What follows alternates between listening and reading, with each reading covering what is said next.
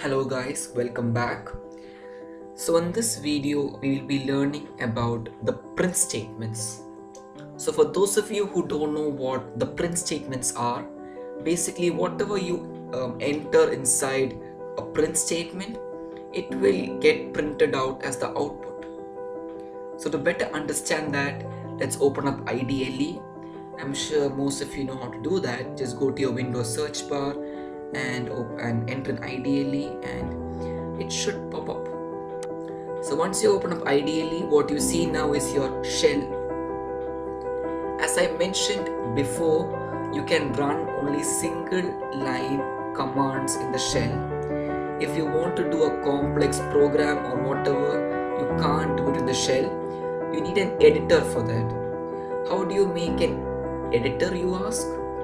Just go to your left, go to file, just go to new file and just make a new file and name it whatever you want. So as I already made my new file, I will just X my shell out because I don't need that and just open up your file. So I named my file as YouTube, so it gets saved as youtube.py as it's a Python file. So coming back to our topic, the print statement. So any print statement should always begin with a particular keyword, and the keyword for the print statement is print, print with a pair of open and close brackets in front of it. So a few things to keep in mind here is the P you see here, it should be small and not in uppercase. As you guys know, the Python language is case sensitive, so if it is in uppercase, it ain't gonna work. So you know if your keyword is right, if it's in a purplish, pinkish shade or whatever. So coming back to the main topic, you can only, you can input strings inside the print statement if you want them to come out the exact same way.